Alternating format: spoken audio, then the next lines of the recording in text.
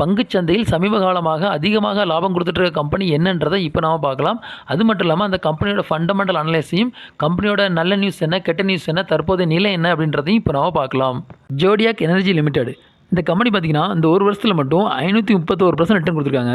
அதாவது இந்த வருஷம் ஸ்டார்டிங்கில் ₹115 ட்ரேட் ஆகிட்டு இருந்த இந்த கம்பெனி ₹816 வரைக்கும் போயிருக்காங்க. இந்த கம்பெனியோட ஃபண்டமெண்டலை இப்போ நாம பார்க்கலாம். இந்த கம்பெனி பார்த்தீங்கன்னா சோலார் பவர் ஜென்ரேஷன் பிளானட் வச்சு நடத்துகிறாங்க. அதாவது சூரிய ஒளி மின் உற்பத்தி சாலை வச்சுருக்காங்க. இந்த கம்பெனியோட மார்க்கெட் கேபிட்டல் பார்த்தீங்கன்னா ₹1130 கோடி. இந்த கம்பெனியோட கரண்ட் ப்ரைஸ் பார்த்தீங்கன்னா ₹771. இதோட ஹைலோ பார்த்தீங்கன்னா ₹115 இருந்து ₹816 வரைக்கும் போயிருக்காங்க. இதோட பி ரேஷியோ பார்த்தீங்கன்னா 103. இந்த கம்பெனியோட புக் வேல்யூ பார்த்தீங்கன்னா ₹32.50. இந்த கம்பெனி டிவிடெண்ட் எதுவும் கொடுக்குறதில்ல. இதோட ரிட்டர்ன் ஆன் கேபிட்டல் எம்ப்ளாயி பார்த்தீங்கன்னா 22.5%, ரிட்டர்ன் ஆன் எம்ப்ளாயி பார்த்தீங்கன்னா 26.2%. இதோட ஃபேஸ் வேல்யூ பார்த்தீங்கன்னா ₹10, ஓபிஎம் வந்து 8.62%. இதோட இபிஎஸ் பார்த்தீங்கன்னா 7.5. இந்த கம்பெனியோட நெட் ப்ராஃபிட் பார்த்தீங்கன்னா இந்த வருஷத்தில் ₹11 கோடி காமிச்சிருக்காங்க. கம்பெனியோட டிப்ரிசியேஷன் வந்து பார்த்தீங்கன்னா 0.78 கோடி, டெப்ட் பார்த்தீங்கன்னா 40.5 கோடி, ரிசர்வ் பார்த்தீங்கன்னா கையிருப்பு பார்த்தீங்கன்னா 32.9 கோடி வச்சுருக்காங்க. கேஷ் ஃப்ளோ பார்த்தீங்கன்னா 1.14 கோடி.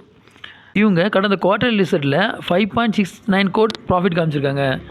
இந்த கம்பெனியோட ப்ரொமோட்டர் பார்த்தீங்கன்னா 72.7% ஹோல்டிங் வச்சுருக்காங்க. இது கம்பெனிக்கு ஒரு சரியான பலம். எஃப்ஐடிஐ வந்து இதில் இன்வெஸ்ட் பண்ணலைங்க. பப்ளிக் கையில் வந்து 27.3 கோடி வச்சுருக்காங்க. இந்த கம்பெனியோட சேல்ஸ் க்ரோத் பார்த்தீங்கன்னா கடந்த 5 இயர்ஸில் 28.3% அதிகரிச்சிருக்கு.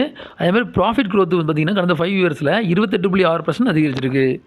இந்த கம்பெனியோட குட் நியூஸ் என்னென்னா வரப்போகிற ரிசல்ட்டில் வந்து, அதாவது குவார்டர்லி ரிசல்ட்டில் வந்து நல்ல லாபம் கொடுப்பாங்கன்னு எதிர்பார்க்கப்படுது. அடுத்து பார்த்தீங்கன்னா கடந்த 5 வருஷத்தில் சிஏஜிஆர் வந்து பார்த்தீங்கன்னா 28.6% நல்ல இன்க்ரீஸ் ஆகிருக்கு. அடுத்து பார்த்தீங்கன்னா இந்த கம்பெனியோட வளர்ச்சி பார்த்தீங்கன்னா கடந்த 10 ஆண்டில் வந்து 42.4% வந்து அதிகமாகிருக்கு.